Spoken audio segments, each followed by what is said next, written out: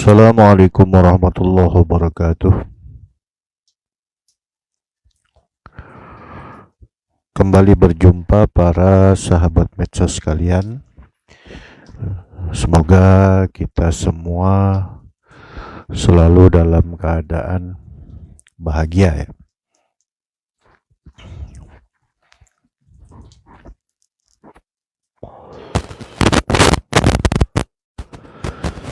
Di kesempatan kali ini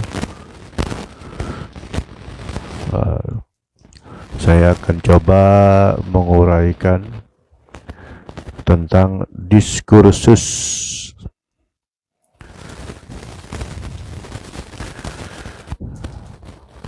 Apakah Al-Quran itu bertentangan antara ayat lain antara satu ayat dengan ayat lainnya?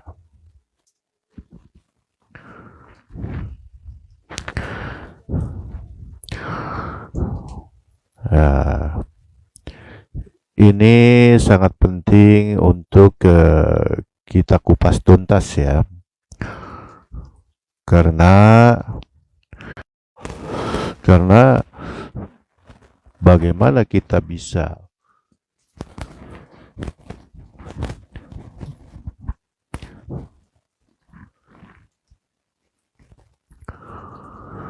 mempraktekkan Al-Quran apabila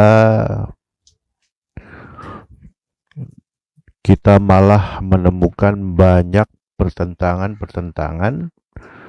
antara satu ayat dengan ayat lainnya.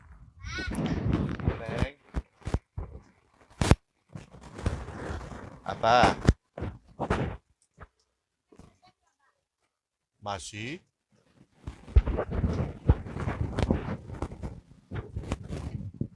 Rel Petranya. Tunggu hujannya berhenti dulu ya.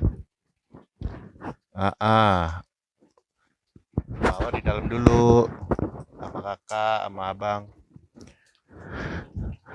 Ya baik, sahabat medsos sekalian, mohon maaf ada iklan. Baik, saya lanjutkan.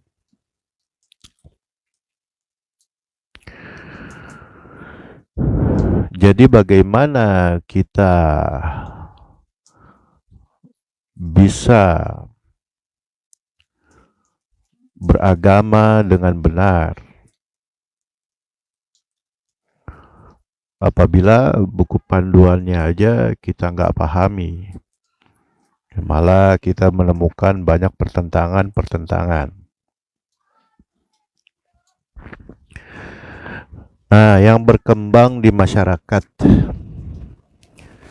contoh dari yang paling dasar dulu ya,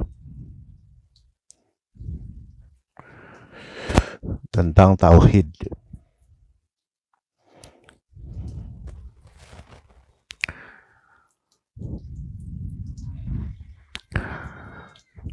Nah, di Quran itu banyak ditemukan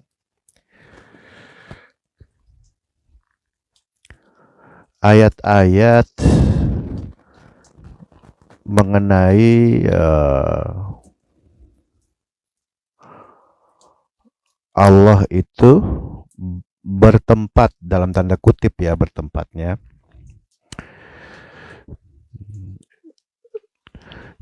itu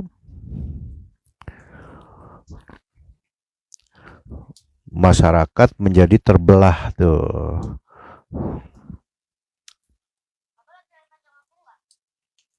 Enggak tahu.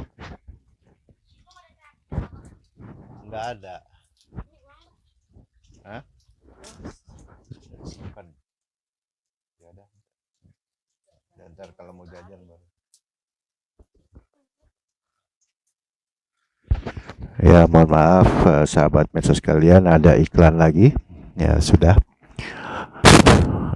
Jadi iya, contohnya misalkan ini tanda kutip Allah bertempat, ini kan tentang tauhid ya. Tanda kutip Allah bertempat itu bukan seperti manusia bertempat, tapi dia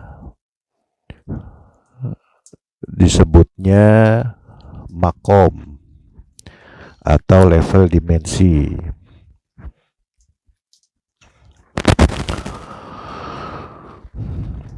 Ya, kalau kita pahami bertempat ini sebagaimana pemahaman otak terbatas kita, bayangan otak akal terbatas kita, ya sama kayak kita mau menemui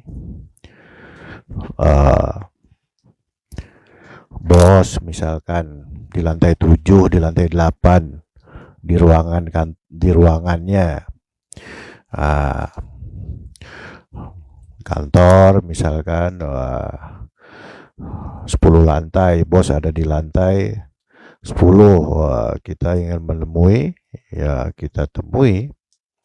Bukan itu sebenarnya, bukan seperti itu pemahamannya. Kalau itu bertempat benar, tapi ini bertempat tanda kutip ya.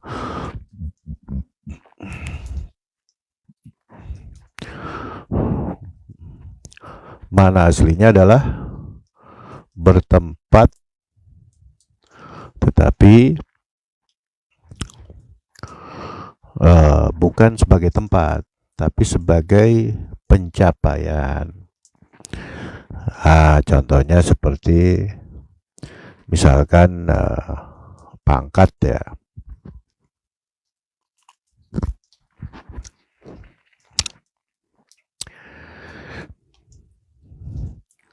Kita sekolah misalkan, tingkatan-tingkatan sekolah ya, tingkatan pendidikan. Kita ya belum SMA. Kalau belum SD gitu kan. Kemudian meningkat lagi. Di SD itu ada tingkatan-tingkatan lagi tuh kelas-kelasnya. Selesai SD naik level SMP. Ada tingkatan-tingkatan lagi. Selesai SMP naik SMA. Apakah kemampuan SMA itu bertempat? Tidak.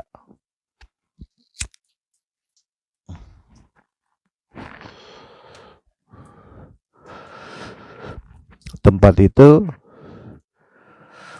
maknanya adalah ruang dan waktu.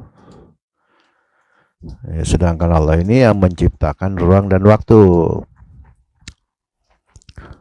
Apakah satu dimensi yang menciptakan dengan yang diciptakan? Tentu tidak.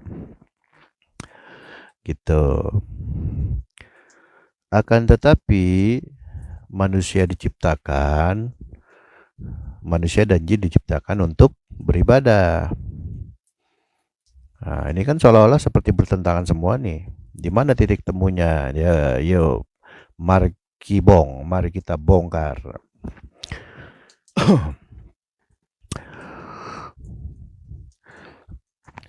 Kalau memang Allah itu adalah pencipta ruang dan waktu, kita termasuk ciptaannya. Kenapa kita diciptakan peruntukannya untuk ibadah? Dengan makna ibadah ini liya'rifun, untuk mengenal Tuhannya. Berarti sampai level situ, sampai level sang pencipta. Kan ini sangat ekstrim sekali. Seolah-olah Allah itu menyuruh sesuatu yang mustahil. Seolah-olah ya, tanda kutip ya. Padahal sekali-kali tidak. Mana buktinya? Ya, kita diciptakan itu. Kita diciptakan bukan seperti bayangan otak akal kita dari baharu menciptakan baharu. Contoh misalkan manusia membuat meja, manusia membuat HP, manusia membuat macam-macam. Nah, itu levelnya dari baharu ke baharu. Kalau dari baharu ke baharu, selamanya ciptaannya itu tidak bisa sampai ke level dimensi yang menciptakan. Pelan-pelan ya, ini agak rumit ya. Tapi kalau istilah penciptaan ini dimensinya lain, dari Maha Qadim ke Baharu, itu tentu ada potensi yang Baharu ini sampai kepada level dimensi Maha Qadim. Mana buktinya? Di Quran disebutkan itu ketika proses turunnya ruh ke dunia itu melalui rahim. Wa nafakhtu fihi mir ruhi. Aku tiupkan sebagian ruhku. Berarti ya udah ada unsur Maha Qadimnya kan, di mana di ruh kita. Nah, itu udah bukti itu. Juga ayat Quran lagi, inna lillahi wa inna ilaihi raji'un. Nah, kalimat itu mengindikasikan kuat bahwa kita itu memang aslinya itu dari Sang Maha Qadim. Sebab di situ ada kalimat pulang ya. Kalau ada kalimat pulang, berarti sekarang kita lagi berpergian, entah merantau disebutnya, entah nyasar disebutnya, terserah aja. Yang pasti ini bukan habitat kita, gampangnya begitu.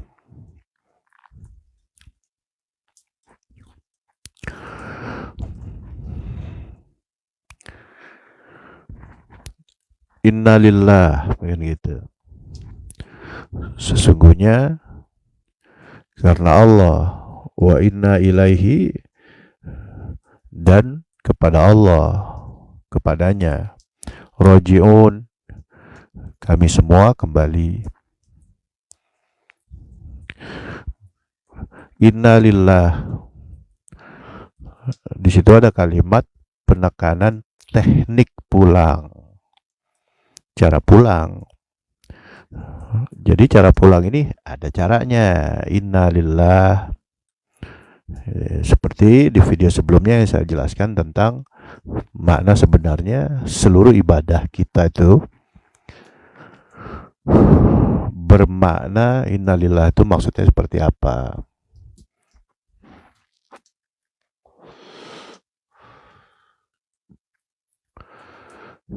Ya.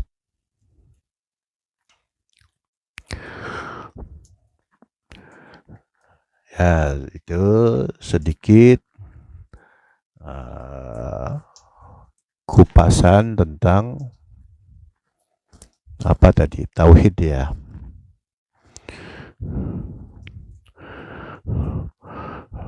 Nah, sekarang contoh-contoh,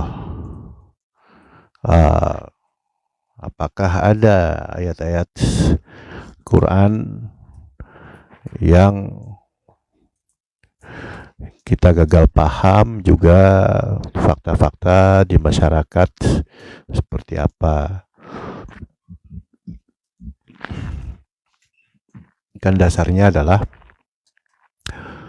kita harus paham sempurna dengan Quran, karena dia adalah buku panduan kita. Bagaimana kita mengamalkan buku panduan apabila ya kita sendiri tidak paham? Seperti itu ya. Bahkan tidak pahamnya malah menemukan banyak pertentangan. Wah, ada tafsir ini, tafsir itu, tafsir ini. Malah bikin jelimet, nggak paham esensinya sama sekali malah. Gitu. Tapi benar ya, tauhid itu dasar ya. Ya benar ya.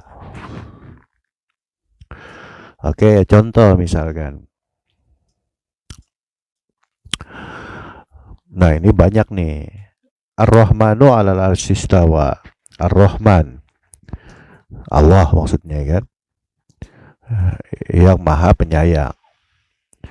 'Alal 'arsy istawa, bersemayam di atas arasy. Berarti di langit tertinggi, di kerajaan, di istananya, gampangnya begitu.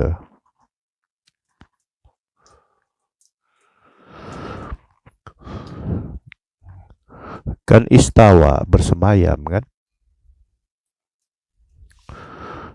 Nah, kemudian lagi ada ayat Quran, wa nahnu aqrabu ilaihi min hablil warid. Dan kami, yaitu Allah, aqrabu ilaihi, dekat padanya, min hablil warid, dibanding urat leher. Berarti udah bukan di bumi lagi, di dalam diri manusia. Kan gitu, Mbak. Apa maknanya kan? Bertentangan gak itu? Nah, kelompok-kelompok yang sering membuka ayat yang pertama tadi,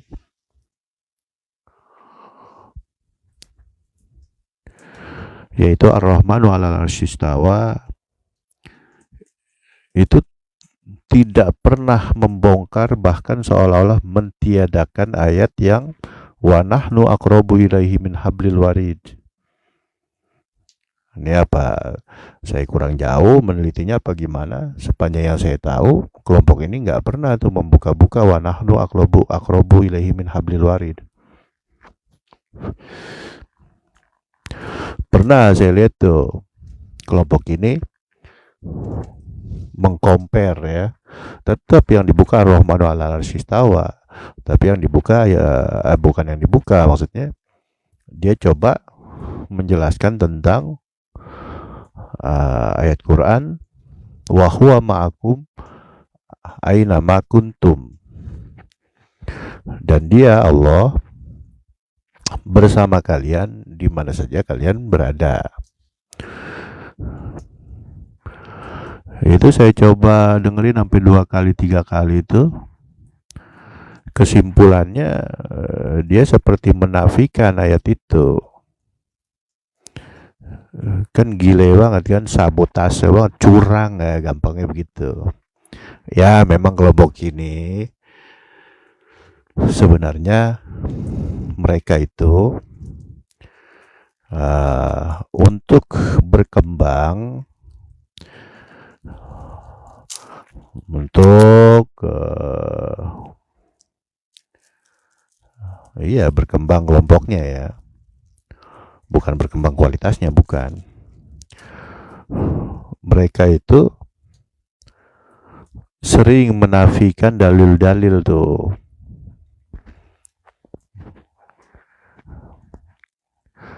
Ya ternyata ya memang mereka itu nongol itu ya dengan banyak membakar dengan karena politik, ya, membakar dalil-dalil.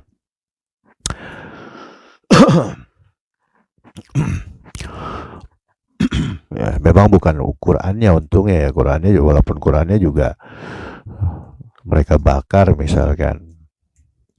Banyak masih Quran-Quran di wilayah dunia lain. Ya penjelasan-penjelasannya. Ya. Dan kelompok ini juga terkenal dengan menghapus-hapus isi-isi kitab misalkan yang tidak bersesuaian dengan target pemahaman mereka yang ingin mereka sebar di masyarakat. Nah, ini fakta. Sejauh yang saya tahu. Polanya sama, gitu.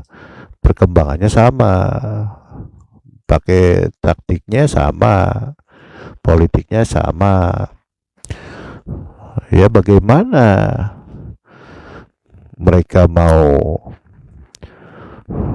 benar di mata Allah kan, sementara mereka dalam perkembangannya saja malah sangat curang gitu. Jangan-jangan mah agama mereka bukan yang ini aslinya kan, begitu. Atau minimal taklid buta lah gitu. Ya ini bahaya banget. Kenapa bahayanya?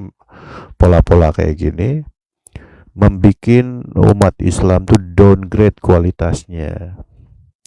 Nggak bisa kemuliaan Islam itu nyata di muka bumi, arahnya ke situ. Nah kemudian ada lagi kelompok yang ingin men-counter ya pemahaman tauhid dari kelompok ini. Tadi kita anggap aja kelompok A itu. Ada kelompok B yang ingin men-counter, karena kebetulan kelompok B ini yang sering diserang oleh kelompok A, karena kelompok B ini adalah berbasis organisasi terbesar di Indonesia, bahkan di Asia Tenggara juga cabang-cabangnya banyak ya. Sering dibidah-bidahkan nih kelompok B ini oleh kelompok A. Ya, kelompok B ini mencoba mengcounter tuh berbagai macam tuduhan-tuduhan yang tak mendasar, berbagai macam pemahaman-pemahaman yang dianggap menyimpang, urusan tauhid terutama. Kalau urusan amaliyahnya ya yang tadi itu berusaha memaparkan dalil-dalil. Sama urusan penyimpangan tauhid kelompok A ini dikonter oleh kelompok B dengan dalil-dalil. Nah, polanya itu adalah jadi semua ayat-ayat yang berkenaan dengan ketauhidan yang sifatnya maha metafisik atau maha gaib, maha kodim, itu di apa istilahnya tuh, di mutasyabihat disebutnya kan. Itu dikiaskan gitu. Kayak contohnya ayat Quran, yadullaha fauqa aidihim, tangan Allah di atas tangan mereka. Karena ada di Quran ayat itu tuh. Nah, titik beratnya itu kepada yadullaha, tangan Allah. Nah, kelompok A ini memaknai yadullaha ya tangan Allah. Cuman seperti apa tangan Allah? Ya nggak usah dibayangin gitu. Ya tangan, tapi nggak usah dibayangin. Bagaimana nggak bisa kebayang ya, orang kita kenal tangan itu ya tangan kita, tangan manusia. Bagaimana sih ini kelompok A kan gitu. Jadi nggak usah dibayangin, udah kebayang sendiri. Oh, tangan di atas tangan, tangan sosok Maha Kodim di atas tangan sosok Baharu, kan luar biasa nih. Nah, kelompok B coba mengcounter yadu itu dimaknai kekuasaan Allah di atas kekuasaan mereka. Ya apa, Neng? Abang belum lihat, Neng?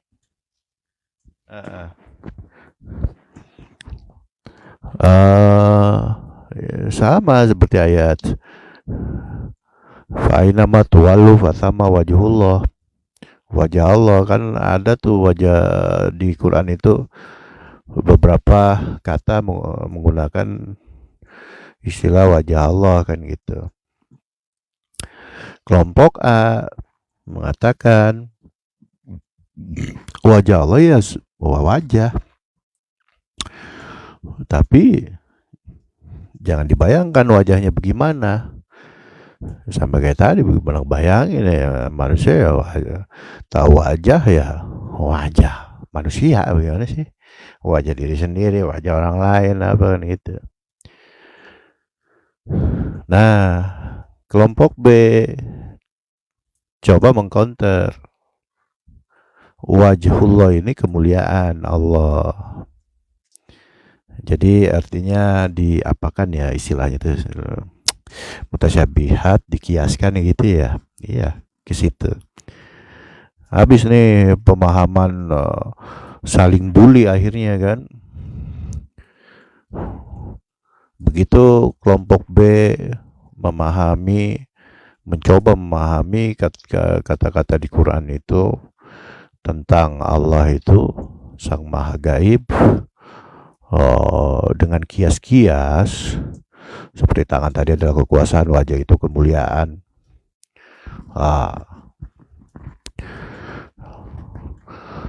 Itu dibully tuh sama kelompok A. Bully-bulinya itu ya masa ayat sejelas itu di kias-kiaskan lagi ngaku si paling sunnah, ngaku si paling ikut pemahaman sahabat ya, si paling mengikuti pemahaman sahabat.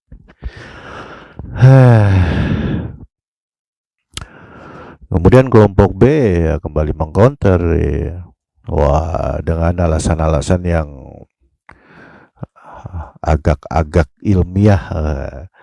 Iya, bagaimana mau memahami ayat-ayat yang berkenaan dengan Maha Gaib tapi menggunakan kalimat baharu, yadullah, wajhullah gitu kan. Tangan Allah, wajah Allah, waduh. Iya, nggak ada jalan lain selain kias. Sebab kalau diterjemahkan apa adanya, itu jadi masuk golongan mujasimah. Apa mujasimah itu? Menyamakan Allah dengan makhluk. Jadilah kelompok B ini melebeli kelompok A dengan sebutan kaum mujasimah.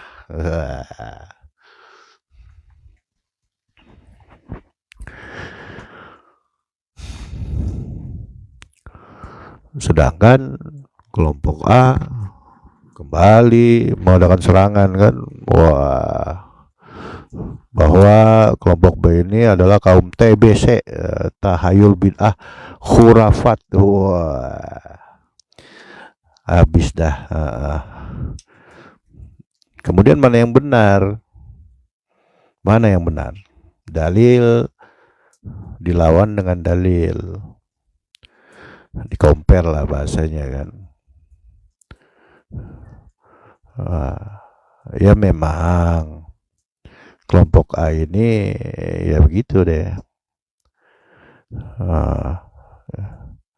Jadi bahan pergerakan mereka itu secara hakikat menjadi bahan koreksi untuk kelompok B yang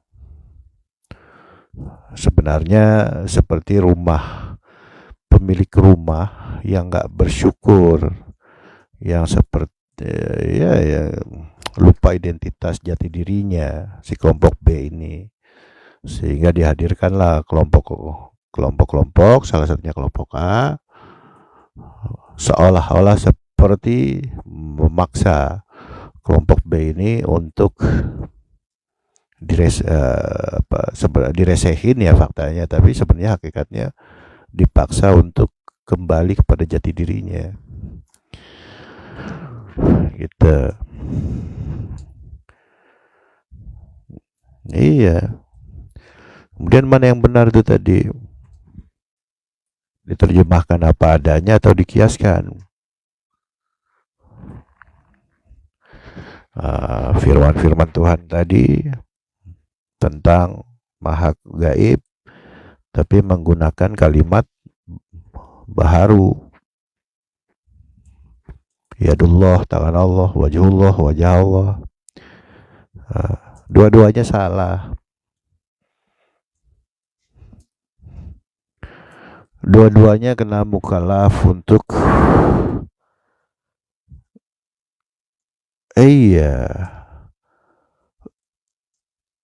kena kewajiban dua-duanya untuk masuk membuktikan sendiri mana yang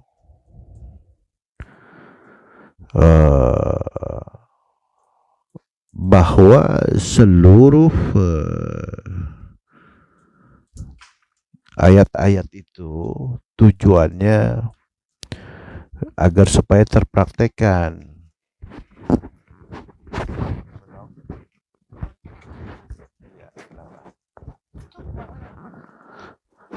Mau ngapain? Ya ntar hujan basah di sono licin, tolong bilangin. Iya, ya maaf ya, sahabat medsos ada iklan lagi. Sampai mana tadi?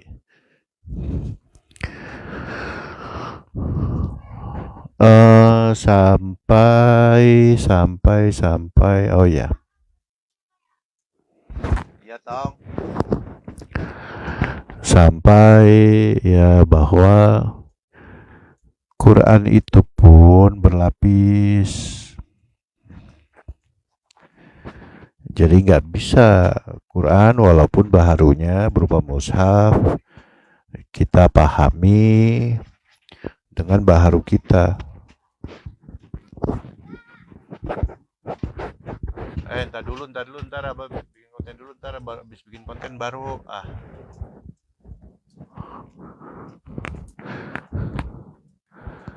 Apa sampai mana tadi? Iya, jadi Quran itu dua kelompok ini mereka tuh tidak bisa memasuki dimensi Quran kodimnya. Dua-duanya salah.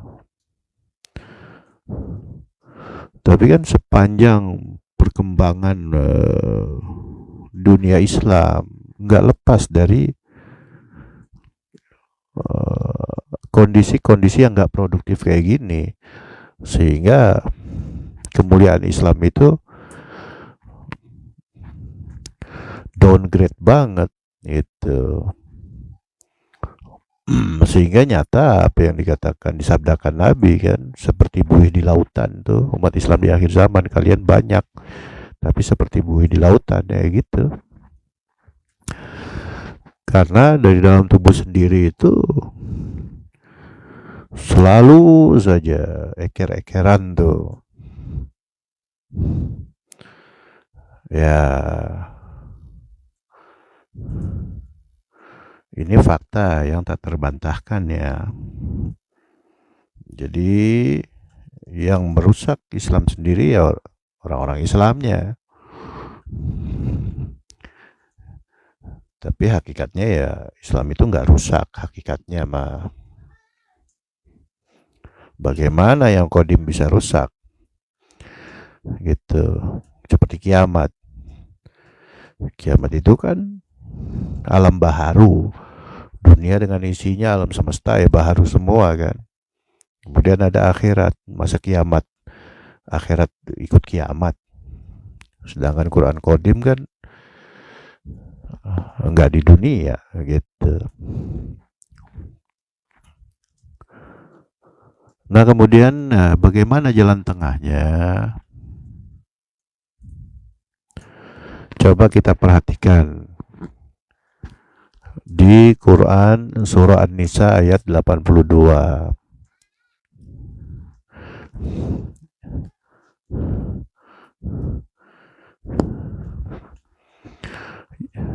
Kemudian surah Muhammad ayat 24. Ini berkenaan sekali nih dengan permasalahan-permasalahan yang dihadapi oleh umat Islam, bahkan sedunia aslinya. Ya, Nisa ayat 82 dikatakan, afala yatadabbaruna al-Qur'an walau kana min indi ghairillahi lawajadu fihi ikhtilafan katsira. Apakah kalian tidak merenungi Al-Quran?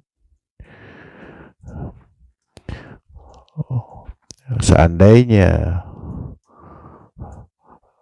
Quran itu bukan dari Allah, maka kalian akan menemui perselisihan, pertentangan yang banyak di dalamnya. Ya seperti yang sudah saya urai tadi, yang sudah kami urai tadi ya. Allah di langit tertinggi, Allah di lebih dekat dari urat leher. Gimana itu ngebongkarnya? Sekedar wawasan, kias. Kalau berhenti di kias, nggak terpraktekkan tuh. Kalau udah nggak terpraktekkan ya berarti belum beragama aslinya. Seperti itu. Nah, kemudian di surah Muhammad ayat 24, afala yatadabbaruna al-Qur'an. Apa tuh? Aduh, lupa saya. Apakah kalian tidak merenungi Quran? Am qulubin aqfaluha. Iya, karena saking apa disebutnya, hati mereka dari surah Muhammad ayat 42, afala yatadabbaruna al-Quran am ala qulubin aqfaluha. Apakah kalian tidak merenungi Al-Quran atau pintu hati kalian sudah tertutup?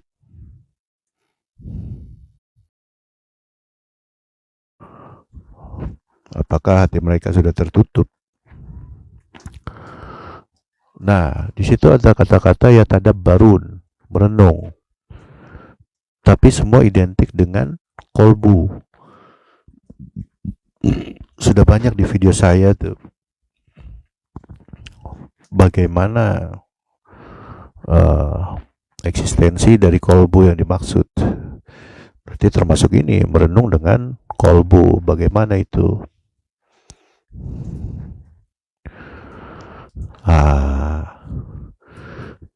Kan sejauh ini banyak orang memahami bahwa merenung itu ya dengan otak kepala gitu, membayangkan apa gitu, mengingat-ingat dosa apa kan, melihat kebesaran Allah. Nah,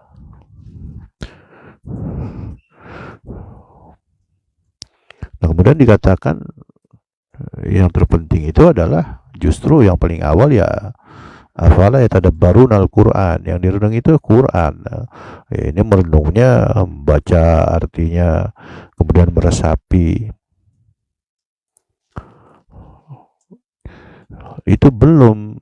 Kelompok A dan kelompok B itu banyak yang melakukan itu, tapi tetap terus berulang kesalahan-kesalahannya.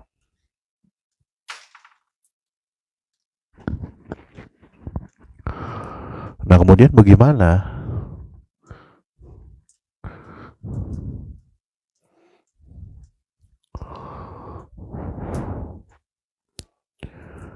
Jika baharu adaptasi dengan baharu, lahirlah baharu kali baharu ya sama dengan baharu. Fisika kali fisika sama dengan fisika. Kita mempelajari Quran, kita renungi ya, dengan otak baharu kita. Ya sudah, hasilnya pun baharu. Seperti apa maksudnya? Enggak berkembang, enggak masuk ke portal kodim. Nah, di surah Muhammad tadi sangat jelas itu. Am ala qulubin aqfaluha. Nah, kolbu itu adalah pintu kodim. Tapi apakah hanya menggunakan titik kolbu aja? Tidak. Harus ada wasilahnya, penghantarnya. Gak bisa sendiri. Nabi Muhammad aja disertai malaikat Jibril. Masa kita disertai guru kita, misalkan ya, guru kita pun ya mohon maaf, banyak guru-guru pun ya belum, masih sangat jauh. Kemampuan baharunya bisa jadi hafal, bisa baca kitab segala macam, itu nggak dihitung. Masih fisika kali fisika sama dengan fisika. Sehebat apapun fisika, sehebat apapun baharu kali baharu dengan cara baharu untuk memahami yang maha kodim, sehebat apapun nggak bakal tembus. Itu yang dimaksud dengan surah Al-Jumu'ah, membawa kitab seperti keledai membawa kitab gitu.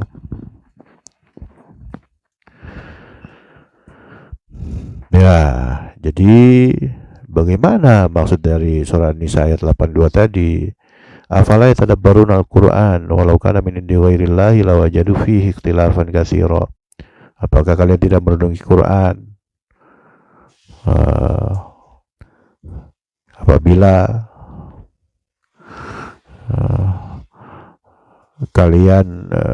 apabila Quran bukan dari sisi Allah itu, maka kalian akan mendapati perselisihan antara ayat per ayat yang banyak itu. Ya faktanya kalau kita maknai pakai otak baharu kita, bukan pakai kolbu yang ada wasilahnya, ada nur Quran, ada nur kitabnya, ya sudah, kita nggak bisa keluar dari pemahaman baharu. Yadullah bagaimana, wajhullah bagaimana, seperti itu. Alal arsy istawa bagaimana, aqrabu min ilaihi min hablil warid bagaimana. Itu semua dimensional, kodim gitu. Bagaimana mempraktikkan itu semua tanpa masuk alam kodim? Seperti itu. Jadi kesimpulannya, bagaimana bisa beragama tanpa melewati dimensi kodim? Ya, seperti itu. Baik, sampai situ dulu.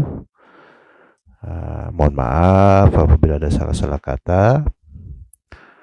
Ilahi anta maksudi waridhaka matlubi. Assalamualaikum warahmatullahi wabarakatuh.